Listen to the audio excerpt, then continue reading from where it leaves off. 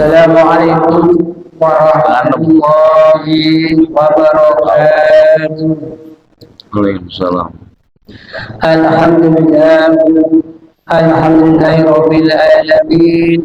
Wassalatu wassalamu ala asrofil anbiya'i wal mursalin sayyidina wa maulana Muhammadin wa ala alihi wa sahbihi ajma'in. Amin.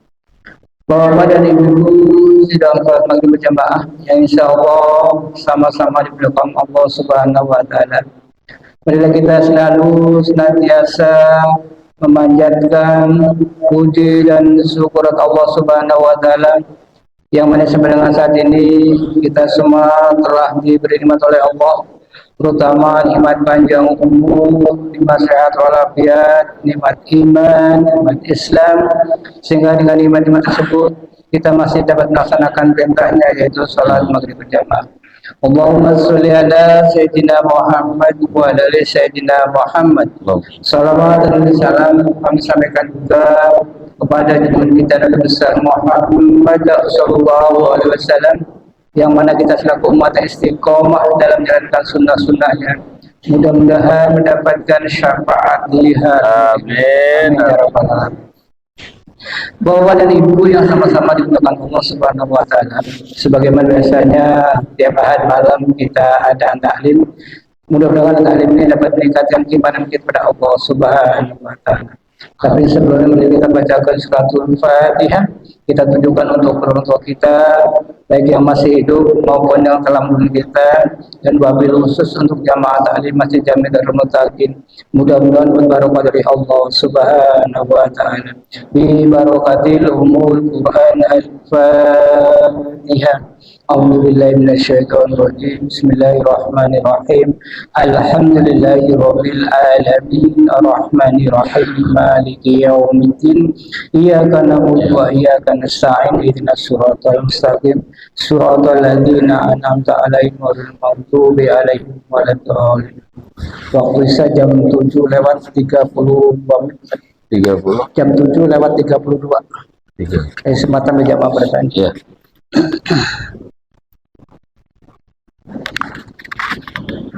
Bismillahirrahmanirrahim. Assalamualaikum warahmatullahi wabarakatuh. Alhamdulillahirabbil alamin wa bihi nasta'inu ala umuri dunya waddin. Wassalatu wassalamu ala asyrafil anbiya'i wal mursalin Sayyidina Muhammadin wa ala alihi wa sahbihi ajma'in, amma ba'd.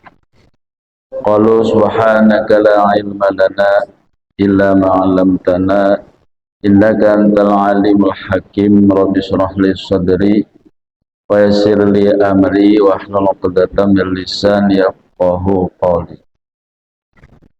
Mari kita awali talim kita dengan baca Al-Quran suratul Fatihah ila hadratin Nabi Mustafa Sayyidina Muhammad sallallahu alaihi wasallam wa ala alihi washabihi wasbaji wa dzurriyyati al-Fatihah. A'udzu billahi minasyaitonir rajim. Bismillahirrahmanirrahim. Alhamdulillahirabbil alamin arrahmanir rahim maliki yaumiddin. Iyyaka na'budu wa iyyaka nasta'in ihdinas siratal mustaqim siratal ladzina an'amta 'alaihim ghairil maghdubi 'alaihim waladdallin. Amin.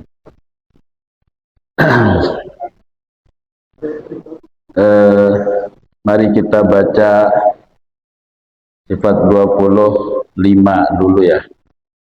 Ya, wujud kidam baqa mukhalafatun lil hawadisi. Udah sampai situ, Pak. Jadi Bapak, kita udah dibahas wujud kidam baqa. Ya kan? Apa itu wujud? Wujud itu artinya sifat zatnya Allah.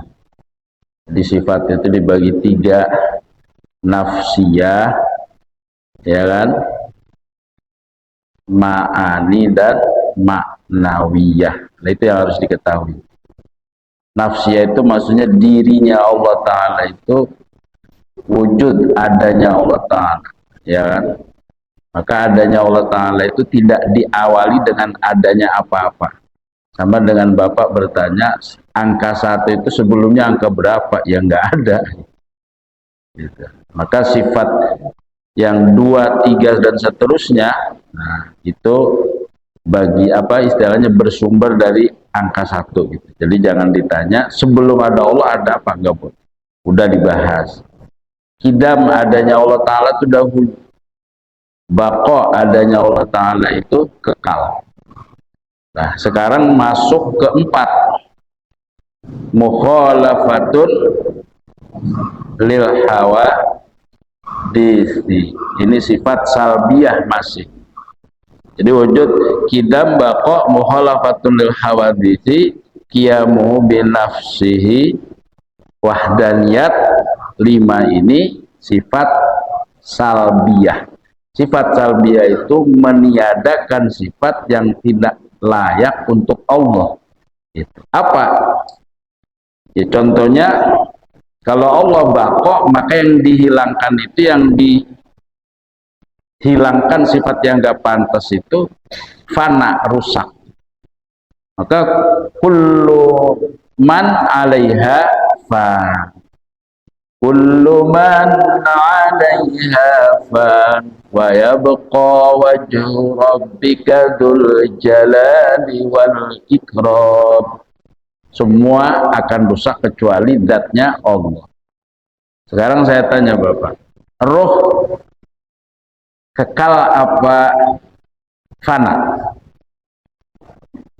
Ke surga kekal apa fana? Kekal. Neraka kekal apa fana? Kekal. Kok katanya cuma zat Allah yang kekal? Ada pengecualian. Kita sudah ngaji tauhid, sudah paham, udah lewat, gitu Pak ya. Jadi kalau ada orang surga itu sementara, jangan dipercaya, karena ada keterangan khalidina fiha, kan artinya kekal di dalam. Oke. Jadi ada yang dikecualikan, ya, bahwa tidak semua selain Allah Ta'ala itu fana gitu. Nah sekarang sifat Allah selanjutnya yang merupakan sifat salbiyah, yaitu mukhalafatun lil hawadits. Nanti saya waktu ini saya bagi 2 Pak ya. Jadi saya bahas dulu tauhid, nanti separohnya saya bahas tentang untuk menyambut Ramadannya. Apa arti Allah Ta'ala itu berbeda dengan makhluknya? Hawadits itu makhluk baru. Artinya itu laisa mumatsilan li syai'in. Allah Ta'ala itu tidak menyamai dengan segala sesuatu dari yang baru atau yang menetepi barang yang baru itu. Berbeda Allah. Contohnya begini, saya itu bikin meja ini, maka meja ini yang membuat siapa?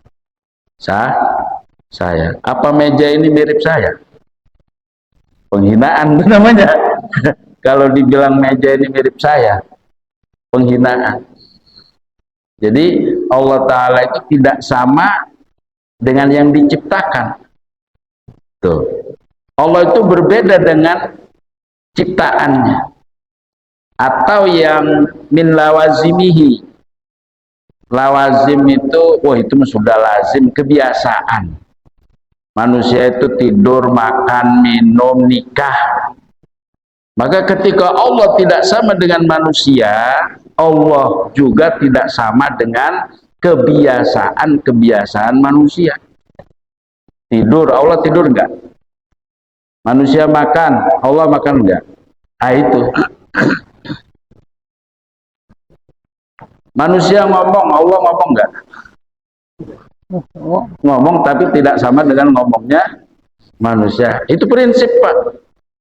Allah Ta'ala itu harus beda dengan ciptaannya. Udah. Kok ada di Al-Quran wa kallamallahu Musa taklima, dan Allah berbicara dengan Musa. Lalu bagaimana cara berbicaranya?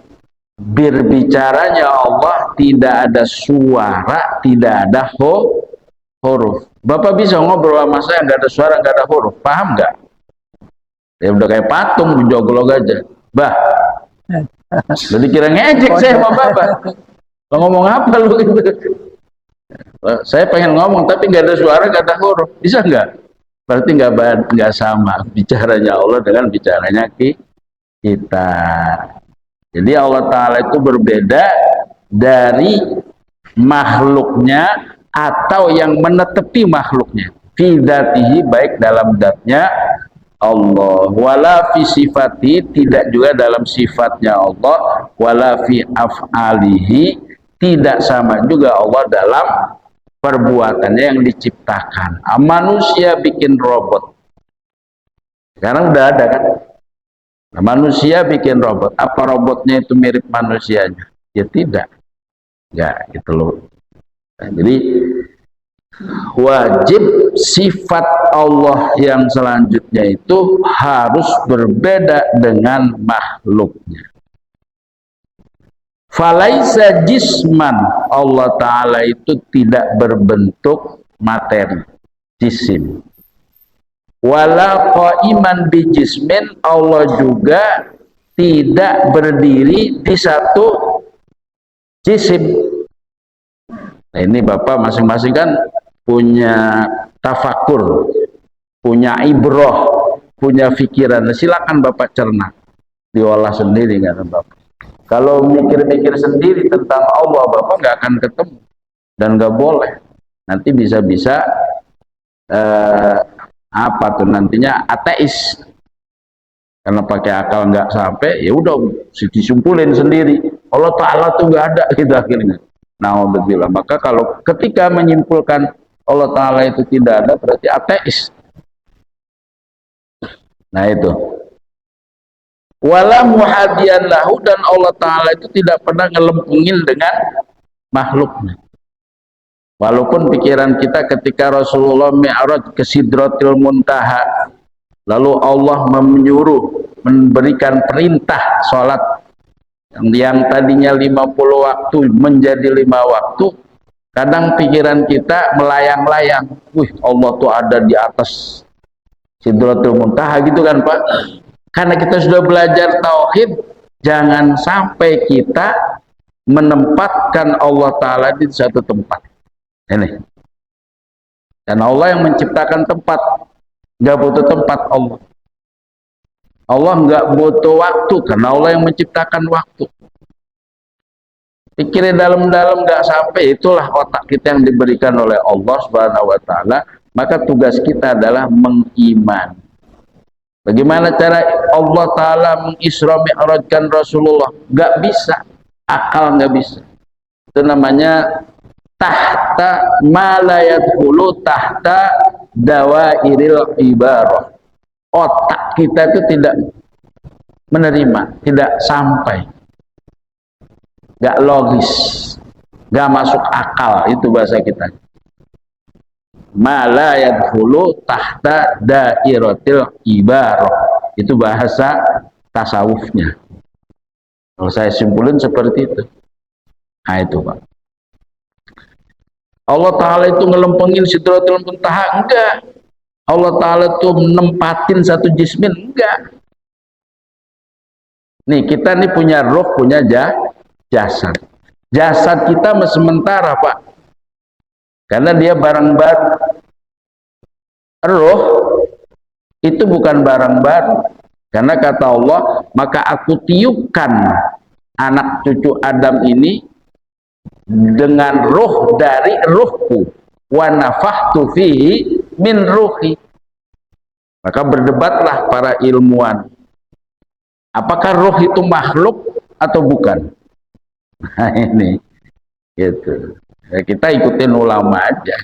Ada yang mengatakan ruh, ada yang tidak, karena ruh ini beda dengan badan kita.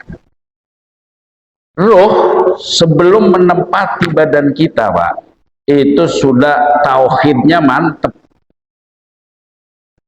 Alastu bi rabbikum qalu bala syahidna. Kata Allah, wahai para ruh, tidakkah kau mengakui aku ini Tuhan kalian? Qalu bala, iya ya Allah, engkau Tuhanku. Begitu roh nempel di badan kita, roh dipersamakan atau roh dibersamai dengan nafsu, maka kadang rohnya kalah dengan nafsu. Maka jadilah manusia itu menuhankan hawa nafsu. Ya, ittakhadha ilahahu hawa. Dia jadikan Tuhannya itu hawa nafsunya. Nah, itu akan menjadi Tuhan apa? Menjadi hamba nafsu. Nantinya begitu. Roh ketika belum membarengi, belum menempati jasmani kita, tauhidnya mantap.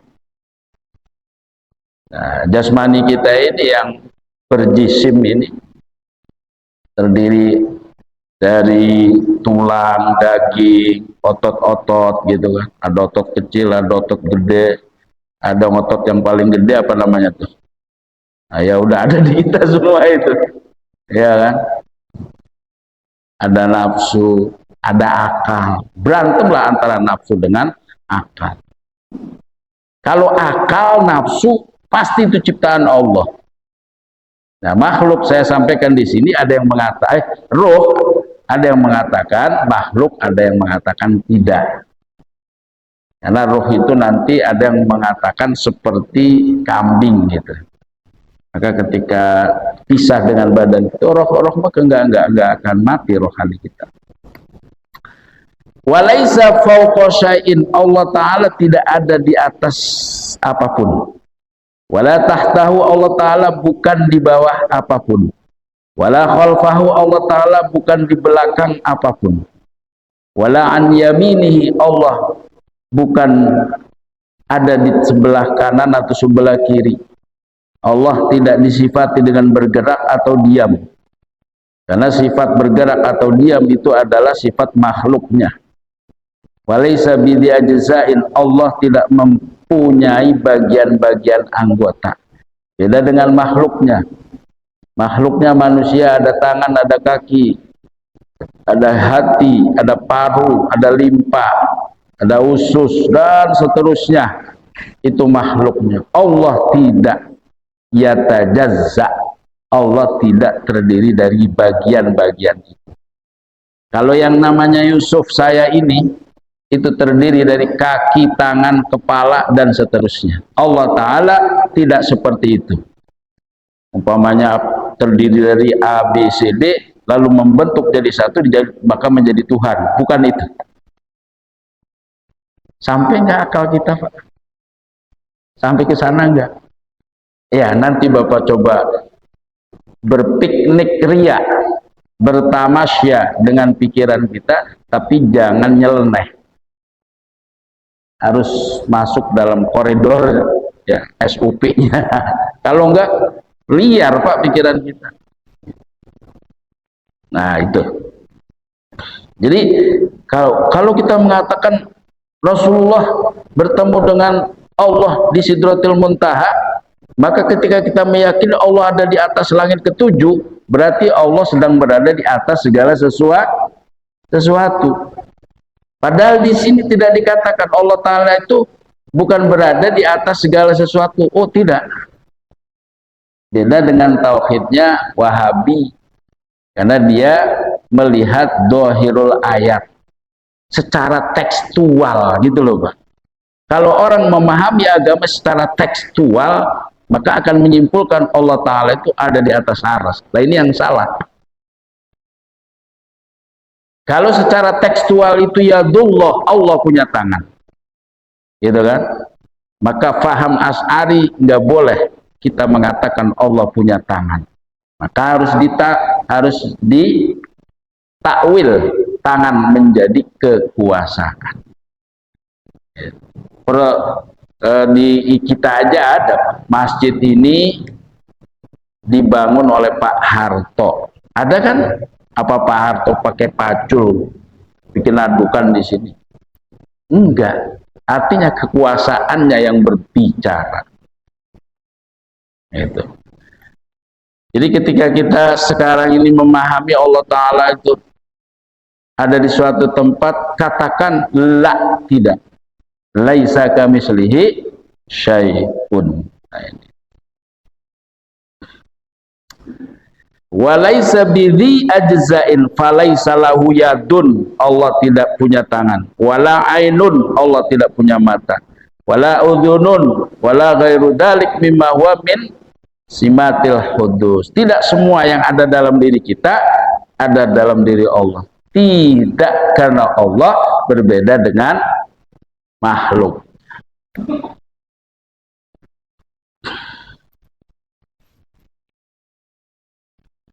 Wa ma warada min dalika wa nahfi fil kitab awis sunnah fa masrufun an dhahirihi alladhi yatabaddaru ilal amah. Kalaupun ada istilah-istilah seperti di Sidratul Muntaha, di atas langit ketujuh, tangannya Allah, di atas tangannya para makhluknya, semua akan hancur kecuali wajahnya Allah.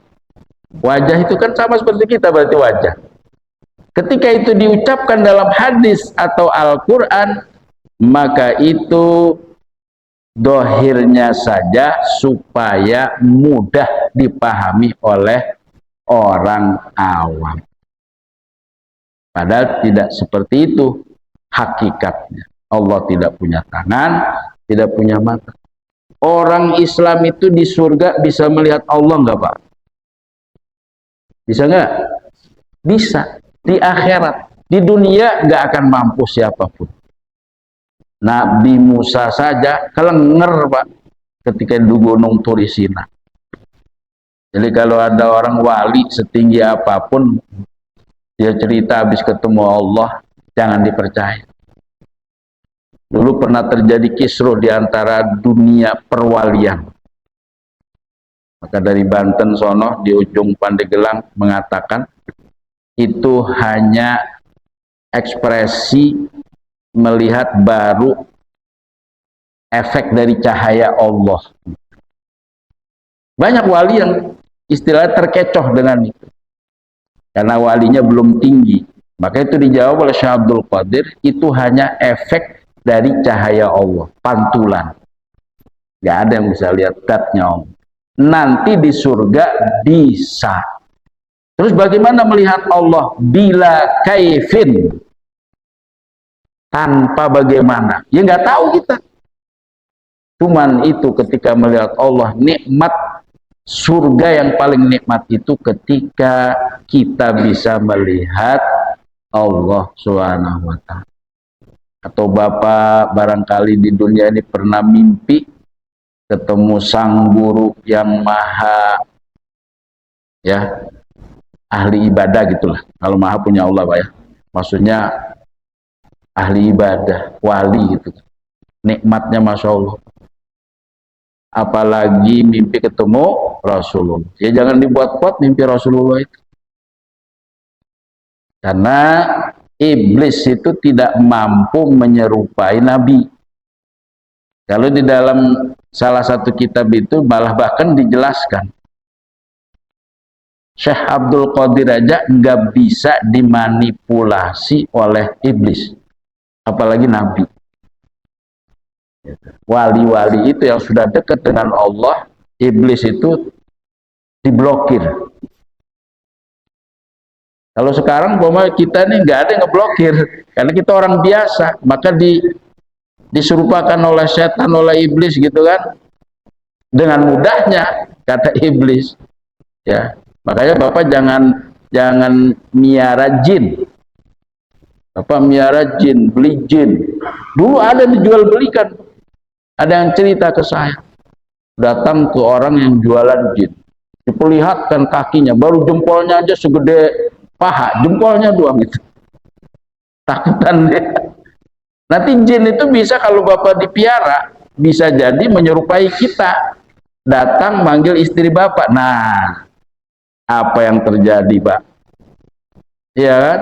Bahaya kalau model kita. Tapi jin iblis nggak bisa menyerupai Nabi. Jangankan Nabi, wali aja Kenapa? Diblokir. Ya kan? Jadi kecanggihan sekarang ini sebetulnya hanya bagian kecil dari kecanggihan-kecanggihan Allah yang dirahasiakan di alam gaib, Pak. Ya, makanya perjalanan Isra Mi'raj itu mengasih pelajaran kepada umat manusia bahwa di atas kekuasaan, di atas kemampuan manusia-manusia ada yang Maha Esa, yang jauh lebih kuasa, lebih canggih dari semuanya, yaitu Allah Subhanahu wa ta'ala. Maka kita akan mengatakan subhanallah, subhanalladzi asra bi 'abdihi lailam minal masjidil haram ila akhiril ayat. Itulah terjadinya Isra Mi'raj itu diawali dengan kata subhan. Itu artinya mensucikan dulu, mensucikan Allah dari hal-hal yang negatif, yang dianggap cacat, gitu. Jadi hanya untuk yutayatabaru ilal amah, supaya gampang dipahami oleh orang awam. Walaisa ilmuhu ta'ala muktasiban ala dalilin au nasyi'an an daruratin wala yatru ali sahwan au ghaflah. Ilmunya Allah Ta'ala itu bukan hasil dari belajar, bukan. Ya kan? Ya, muktasiban an dalil, dari dalil-dalil ini enggak. Au nasyi'an an darurah, atau timbul karena memang kebutuhan. Wala yatra'u alaihi, Allah Ta'ala tidak pernah lalai, tidak pernah ngantuk, tidak pernah lupa. Wala la ta'khuduhu sinatun wala naum. Allah tidak pernah ngantuk dan tidur. Maka nggak aneh kalau Allah berkehendak seorang hambanya nggak tidur 10 tahun siang dan malam. Ada sebagian hambanya bahkan nggak tidur, nggak makan sampai 300 tahun. Siapa, Pak? Orang nggak mati. Siapa? Ashabul Kahfi, 300 tahun, Pak. Minum nggak, makan nggak, karena udara juga nggak, hidup. Itu secara hakiki. Kisah-kisah itu akan mendidik kepada kita, mengajarkan kepada kita bahwa Allah Ta'ala itu Maha Kuasa. Allah Ta'ala tidak pernah lalai, tidak pernah lupa, tidak pernah jahal. Ya, jahal itu bodoh. Kailmina, seperti ilmu kita. Ilmu kita nggak seberapa, Pak. Ya, ketika kita paham tentang fikih, maka ditanya tentang umpamanya ilmu kedokteran, ya nggak tahu. Ilmunya manusia itu ada bodohnya, tapi ilmunya Allah tidak ada. Ilmunya Allah tanpa belajar. Lah, belajar di mana? Masa Allah kuliah? Ada sebagian orang katanya, ya apa tuh, Rasulullah lagi diajari ilmu nahwu sama Habib gitu. Udah denger gak, Pak? Lucu tuh. Aduh, kata saya, kacau. Nah itu, Pak, maka ngaji yang benar. Walaisat qudratuhu muhtajatan ila alatin aw muawanah. Ini sangat beda dengan manusia. Kekuasaan Allah, kemampuan Allah Ta'ala itu tidak butuh dengan alat, Pak. Dokter, walaupun sekolahnya sampai setinggi apapun, butuh alat nggak? Orang tensinya naik atau tidak aja butuh alat. Nggak berani dia nyimpulin, Pak. Oh, ini penyakit ini tar dulu loh, Pak, ya. Walaupun tanda-tandanya mengarah ke sana, ambil dulu sampel darahnya. Darah untuk mengetes DNA itu dari sampel darah itu, nggak usah semua diperiksa. Udah alat itu udah canggih. Ya. Kekuasaan apa kuasanya Allah, mampunya Allah Ta'ala terhadap apa-apa, ya, tidak menggunakan alat atau muawanah atau pertolongan. Bapak, sekarang saya tanya, dokter apa yang nggak pakai alat, Pak? Semakin rumit penyakit orang, semakin mahal alatnya untuk mengetahui. Betapa bodohnya manusia. Manusia kadang bertanya sama benda mati. AI namanya. Iya, tanya apa aja. Jangan dipercaya penuh, Pak. Ya, itu banyak nggak taunya. Iya, tanya ketua MUI Tambun Selatan aja. Nggak tahu dia. Iya. Makanya AI itu yang membuat manusia jangan percaya penuh. Itu nggak ngerti kitab kuning dia, Pak. Tuhan, manusia lebih menuhankan hal-hal seperti itu. Ya, kadang makin kesini manusia makin goblok. Ya, harus pengen pintar itu deketi Allah, karena Allah yang maha ilmu. Walaisat iradatahu li gharadin minal aghrad. Kehendaknya Allah Ta'ala itu ya bukan karena ada sesuatu. Saya datang ke sini ya mungkin karena mau ngaji, iroda saya mau ngaji. Tapi kehendaknya Allah Ta'ala itu bukan gharad. Ya. Bapak makan, tujuan Bapak apa? Kan pasti kenyang. Oh, lapar saya makan biar kenyang gitu kan. Lalu Allah bikin langit, bikin bumi, ada tujuannya. Ya kehendak Allah ya sudah. Idza arada syai'an ayaqula lahu kun. Itu iradahnya Allah Ta'ala itu cukup dengan password kun fayakun. Orang di luar Islam aja paham betul Pak apa itu kun fayakun. Walaisat hayatuhu biruhin. Allah Ta'ala itu maha hidup, tapi hidupnya Allah bukan dengan roh seperti kita. Maka kalau kita mau mengocek, mau memperdalam arti roh, nggak tahu. Ketika Nabi ditanya, yas'alunaka 'anir roh, qulir ruhu min amri rabbi. Aku tidak tahu roh. Rasulullah nggak tahu tentang ikhlas saja, nggak tahu Rasulullah. Kok tiba-tiba kita menuduh orang itu nggak ikhlas? Bukan ranahnya kita, kayak gitu loh. Nah, ini dijelaskan banget itu bahwa arti Allah Ta'ala itu berbeda dengan makhluk. Hidupnya Allah berbeda dengan hidupnya kita. Karena kita hidup karena ada roh. Hidupnya Allah bukan karena itu. Laisat hayatuhu biruhin kahayatina. Hidupnya Allah tidak seperti hidupnya kita dengan roh. Walaisa sam'uhu wa basaruhu wa kalamuhu. Apa ini? Ya, muqalbatul lil mubasyarat. Jadi kalamnya Allah, pendengarannya Allah, ya tuh nggak sama dengan kita, nggak sama.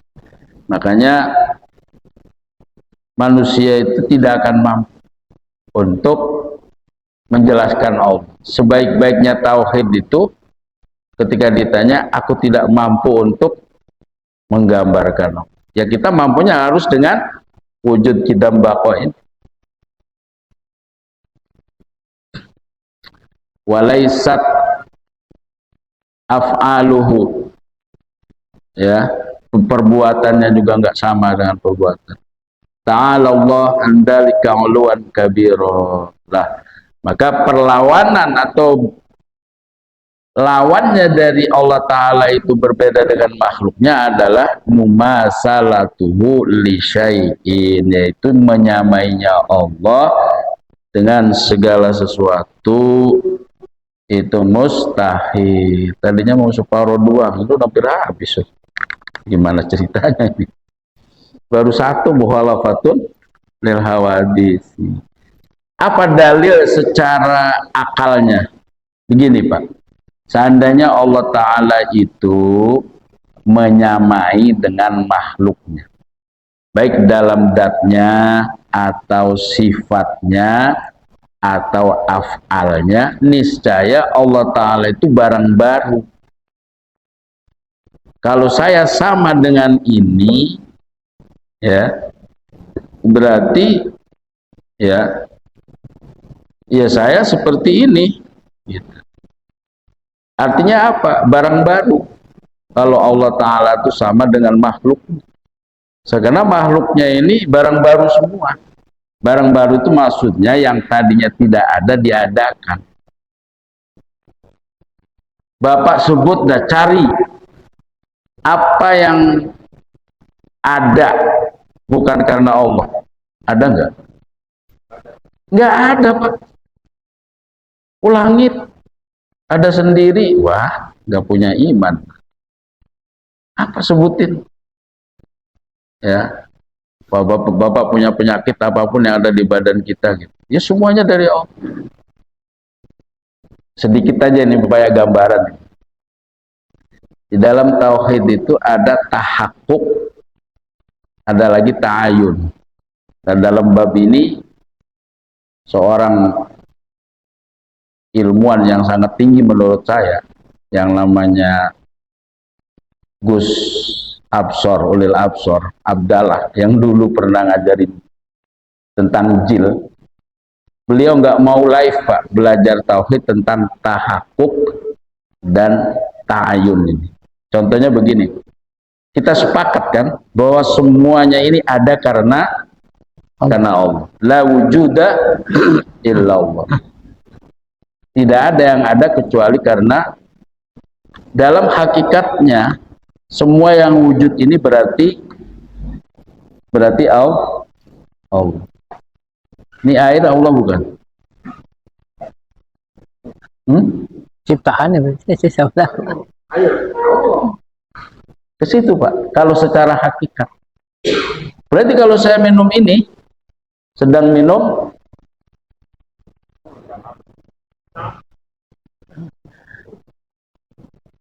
sampai orang mengatakan begini, jangan mengatakan kotoran itu bau loh. Kenapa? Kotoran ciptaan siapa? Tetapi ada ta'ayun. Ta'ayun itu nyatanya gitu. Ya ininya nyatanya ya air gitu. Masa kita mengatakan air ini Allah, kan nggak mungkin. Jadi ini ya yang nggak boleh disampaikan secara umum. Karena kan idrok manusia itu, paham manusia itu berbeda-beda gitu loh. Nah, jadi ada tingkatan-tingkatan. Masuk nih walaupun sedikit. Di dalam hadis itu kan begini Pak. Idza baqiya nisfun min Sya'ban fala tasumu. Ini hadis sahih loh Pak. Apabila bulan Sya'ban ini tinggal separuh, maka nggak boleh puasa. Ini hadisnya sahih. Ini tanggal berapa nih Sya'ban? Baru tanggal nanti kalau udah nisfu Sya'ban nih, kesononya Bapak nggak boleh puasa, terkecuali Bapak sudah terbiasa melakukan Senin Kamis, sudah wiridan, maka silakan dilanjutkan. Sementara ada hadis mengatakan begini dari Sayyidatuna Aisyah, hadisnya juga sahih. Saya tidak melihat Rasulullah itu puasa penuh 1 bulan kecuali hanya bulan suci Ramadan. Satu hadisnya. Ada lagi, saya tidak melihat Rasulullah puasa selain Ramadan yang paling banyak kecuali di bulan Sya'ban.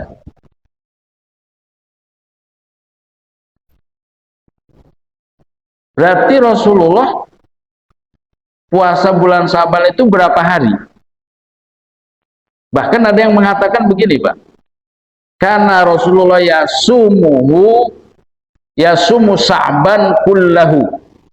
Adanya Rasulullah itu berpuasa di bulan Sa'ban kullahu, semuanya, semua bulan Sa'ban itu.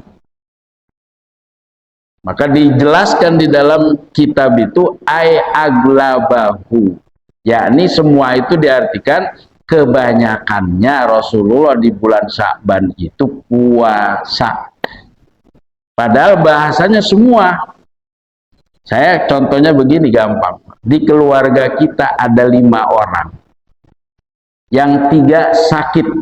Maka kita boleh nggak mengatakan keluarga saya lagi sakit semua? Terjadi nggak seperti itu? Iya. Padahal ada 2 orang yang sehat.